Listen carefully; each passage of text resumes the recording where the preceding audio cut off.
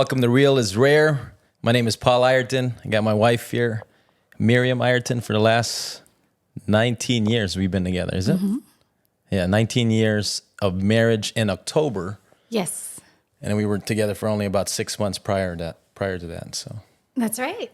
Almost 2 decades with you. Holy moly.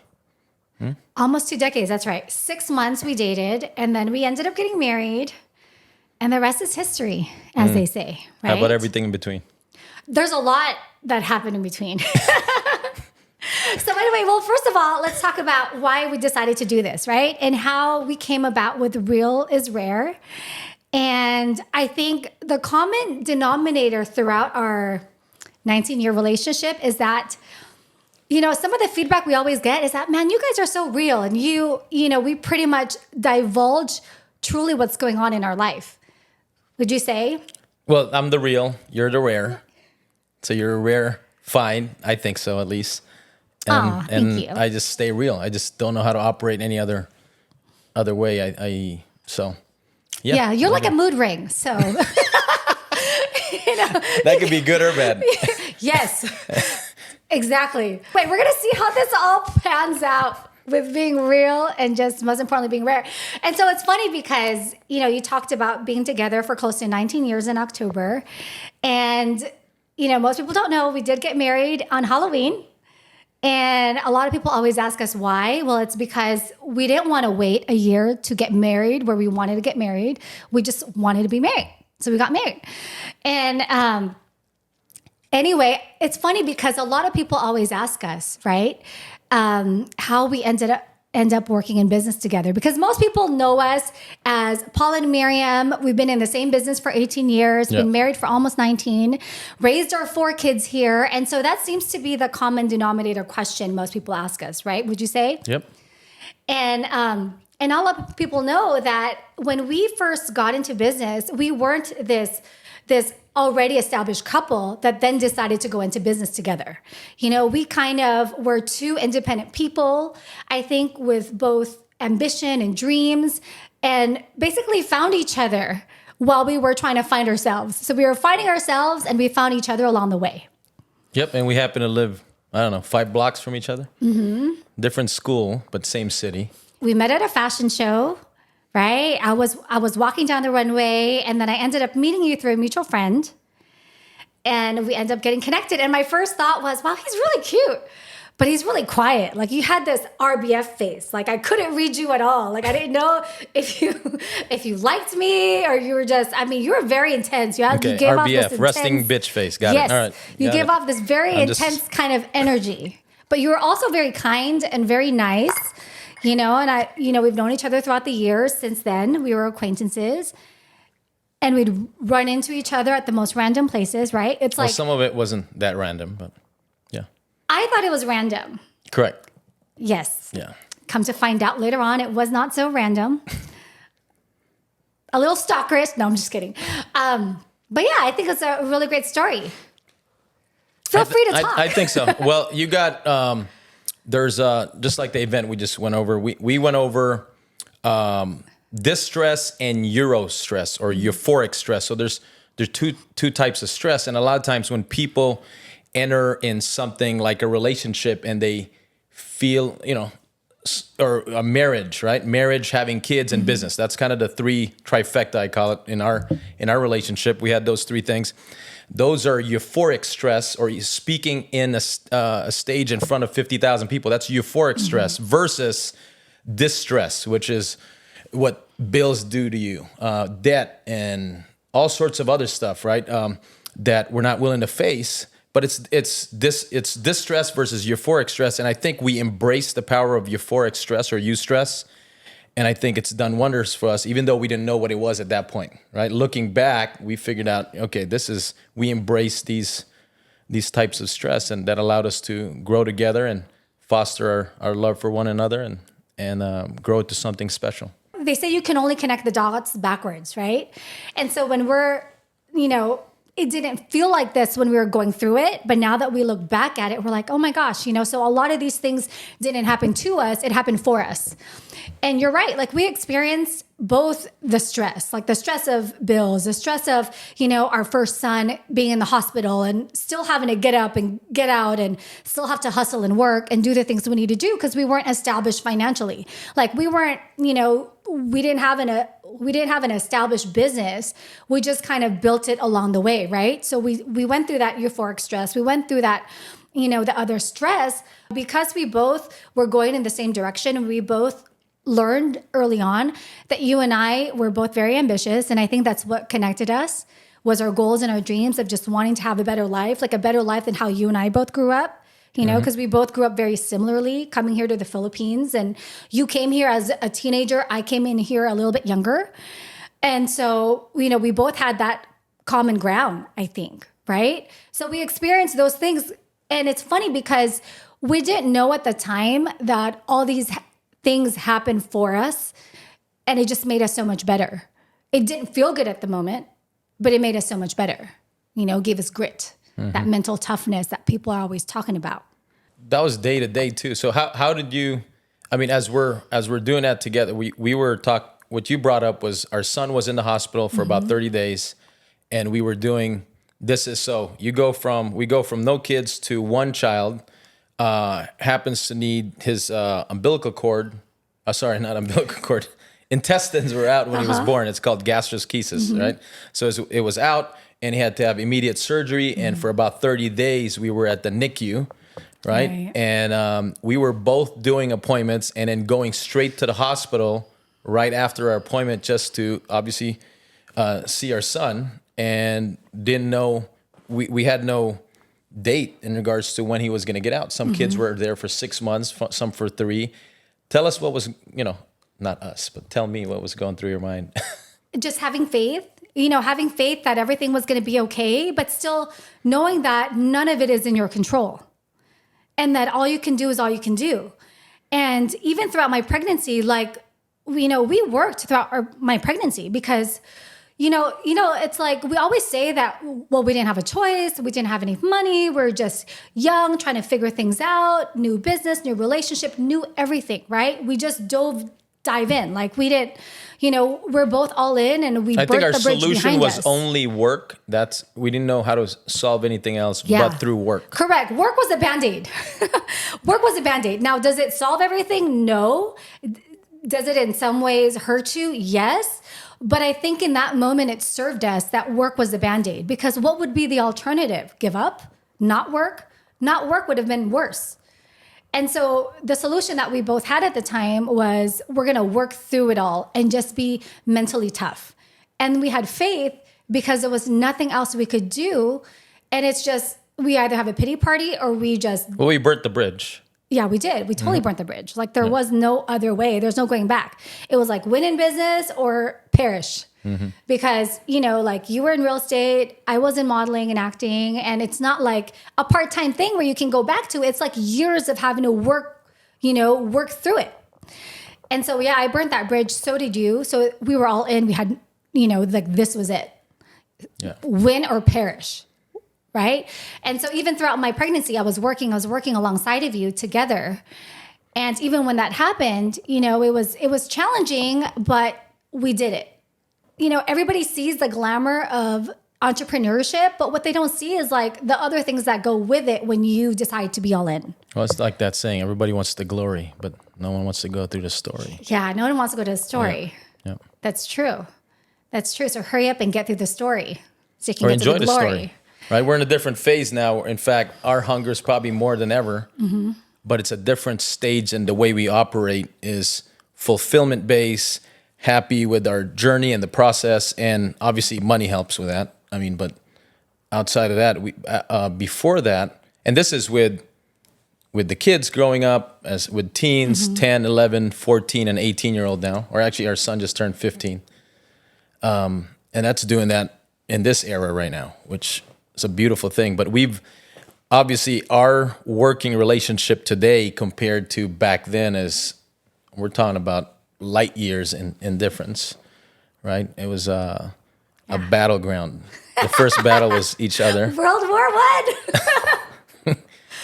So why do you think that is? Why do you think there was so much Oh, I can tell you. I can totally tell you. You can probably tell it better than me because I just erase it on my mind or something. Yeah. No, but you know what? To piggyback on what you just said, honestly, is that I feel like we're at our comeback. Not that we ever left, but I feel like this is Paul and Miriam 2.0, honestly, because there's the first stage of winning, which we went through, like the hardships, the learning curves, and all that stuff, and then you grow up. And then I feel like this is our second wind. I feel like we have our second wind, like you said, like we're hungrier than ever. And we're in a stage where it's like, we're in a very comfortable stage, but we have this hunger. It's like an inner hunger where you don't need to announce it, but it's like a feeling that we feel because our dreams are so much bigger now. You know, we want to be an example to our kids. And, you know, we went from being driven by pain to now driven by pleasure of like, you know, like setting ourselves up for our legacy, our generations to come, right? Which is a different level of hunger than we had in our first stage. And I think you evolve, you mature, we grow. And I think we're in a very mature position now with where we want to go and where we're headed, right? And in the beginning, it's like we didn't know what we didn't know. We were going through the stages of winning, but we weren't conscious of the steps we were taking towards winning. And I think now we do. You know, that's why they say it's powerful. Like a lot of champions out there financially is that they can lose everything, but they can win it all back. And in some ways, they win it more. And the reason why is because now they know how to get there. Now they have a roadmap of like, okay, I've been there before, and now I know how to get there because I've lived through it. And I think that's the stage that we're at. Well, which is powerful. It's to a point where one is. And it was just mentioned this morning in one of our meetings, right? Our trainings is one is, you know, you're good, but you don't know how to explain why you're good, or you don't know how you got there. Right. So it was just kind of blowing and going, and you happen to land there to success. Mm-hmm. But when you figure out the steps to get there and you know how to get there, now you're a dangerous man or woman because you can duplicate, you can teach people, you can evolve, right? So that's true.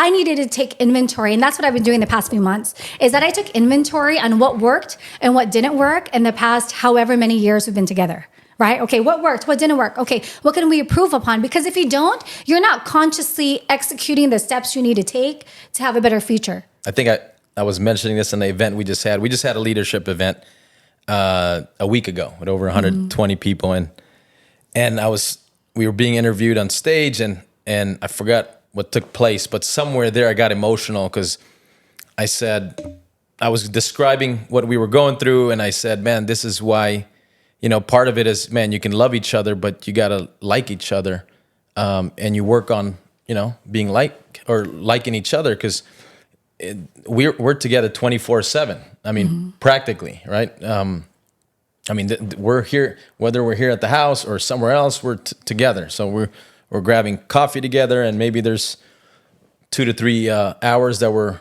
separated, but at that point we're back together. So it's literally, we spent the last couple decades spending a lot of time together, and the only way you can do that, I think, is if you like each other. Love's not enough. And so we've done that in business. So the way we've operated our roles, we found out what each other's good at. Sometimes we'll have one switch roles depending on where we're at. Sometimes one evolves in a certain role, right? But we do every facet of the business. We are both capable of doing every facet of the business. So we're in the financial service industry where there's part of it where we do coaching for people to get to certain mile markers in business or cash flow marks. And then there's a part of the other side of the business where we coach families and business owners how to do basically how to help them out on the financial side of it, right? Whether it's reducing taxes, increasing their profit margins for businesses, to individuals where they want to retire sooner, right? Be able to have more peace of mind when they sleep at night and all that. So we do that both together. And so we operate with a similar schedule. We're getting on calls, Zoom calls all throughout the day. In between that, there's, you know, we'll grab a cup of coffee here and there, kind of take breaks, chat with each other. Obviously it's a work in progress. There's still stuff that we enhance together as far as our day-to-day. But is there anything you enjoy? I'll post it like that, about working together, or what do you enjoy the most? That's a gregreat question. What do you enjoy the most of how we work together? Oh, you want to post it back? Are I you do. porcupining me? I'm going to porcupine you back. I'm going to answer a question with a question. Yeah. What do I enjoy the most?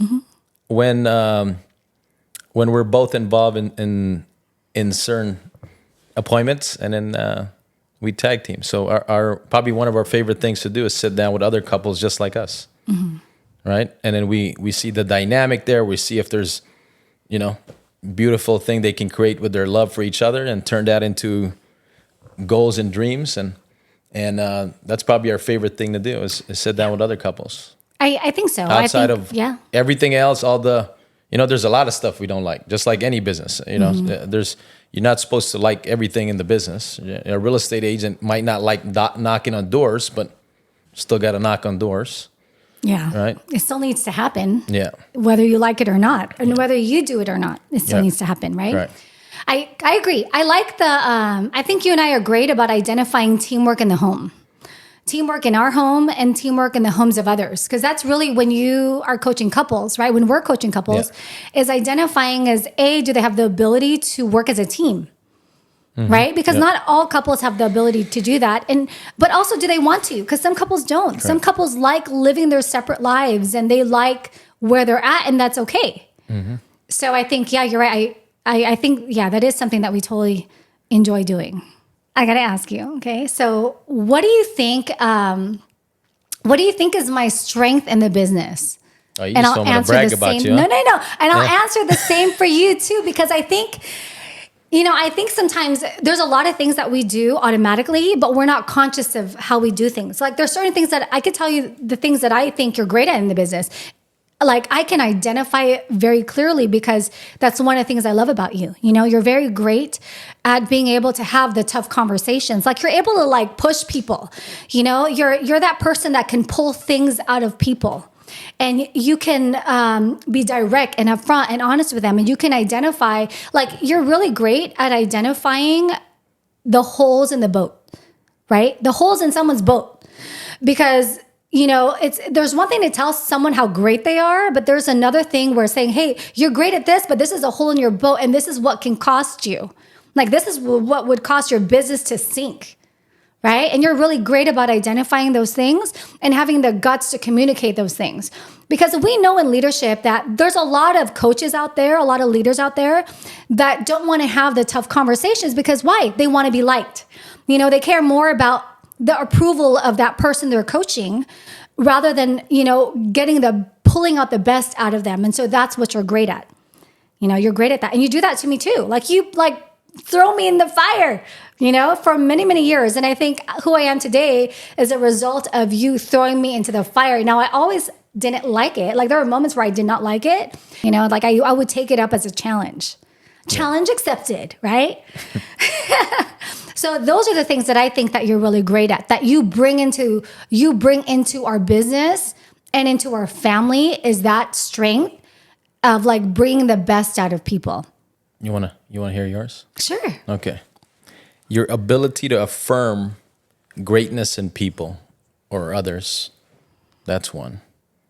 And you affirm it in a way where it's very detailed, precise, and they believe in themselves more, whether it's me or someone in the business. You gonna cry, babe? No. No? Okay. But your people skills is unbelievable. You're also a linguist, right? The way you communicate and the way you express yourself, not only with your words but your whole face. You have like 80,000 muscles you move while you're talking. But I think, you've obviously harnessed that in the business since we got started, and it's a beautiful thing to see. Thank you. Yeah.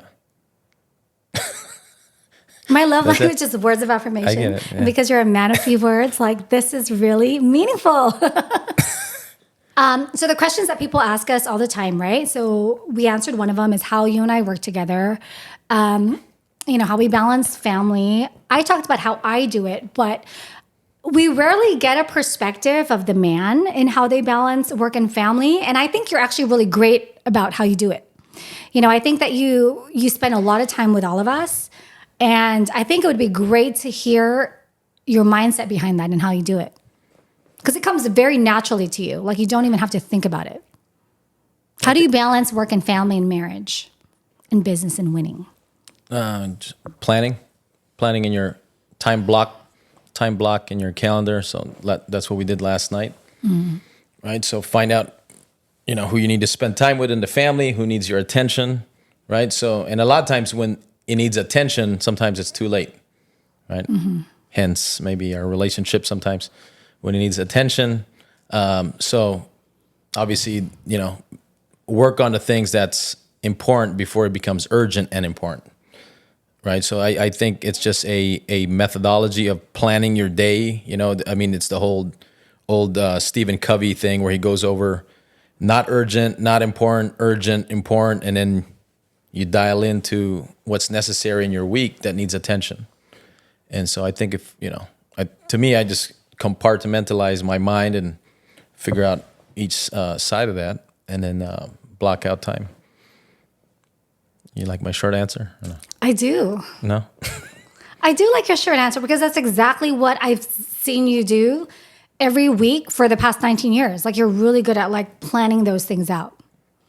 Yeah. And being very specific and writing things like, I know, because sometimes you remind me, oh, did you do this? Or, oh, did you do that? I'm like, no, I forgot.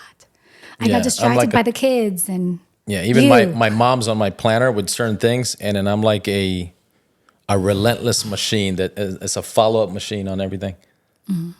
So maybe that's sometimes you feel like you have to respond a certain way or no? What do you mean? When you crack the whip? Yeah. Is that good or no? I don't know. Do you like the whip or no? Sometimes. Sometimes I do. Sorry. I have to bring it up. They don't see a lot of men that are great in business, winning in business, but at the same time have such a great family life. And that's the feedback that I always get is that you spend a lot of time with the kids. I think it's just a matter of prioritizing, intentionally doing magic moments with them. I just had it this morning, right? So it's just connecting, my phone's away, and purposely connecting with them at that moment. And that was 15 minutes, maybe 20 minutes there. And so I think there's so much joy in doing that if you're purpose driven in your methods and all that. It just brings out moments of joy, brings out moments of magic. I'm a fan of magic moments, so you know that. So whether it's a trip or a destination we go to or whatever it is, right? We go to the mall, right? I'll find some magic moments in that moment. Yeah, I think that's a choice more than anything. And the choice is to be present in the moment. You're there, right? That's why it's called the present. I mean, and be there with them. So I think there's a part where, our mind can go 100 miles an hour, 1,000 miles an hour, but we can, and I think I don't know, I think it's a habit that you need to form too, just like anything, because it's almost like you got to go from 1,000 miles an hour to staying in the moment where you freeze the moment and you're enjoying. And so I think I get that from my dad too, because my dad was the smell the roses kind of guy. He's stop and enjoy the rose. He was always present, enjoyed every moment, the breeze that came in and the wonderful cactus on the right or whatever it is, right? He pays attention to all the little things in between moments. That's true, because my little things is that good morning and good night. I have this thing about good morning because when I wake up, it's like, ta-da! It's like the sun is shining. It's like I'm always automatically in a good mood. And I think like I need that good morning and that good night before I go to bed. Those are my little things. Yeah. What are your little things? Did you enjoy the good night massage last night? Yes, I did. Okay, yeah, got it. Yeah. All right. As we wrap up, Real is Rare. Thank you guys for joining us in this conversation, whether it was valuable or not. Hopefully it gave some value.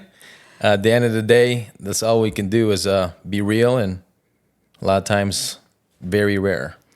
But you can find rareness in people if you find their gift, right? Everybody has a gift. Everybody has something special about them. And if you can draw it out in people, you're a leader.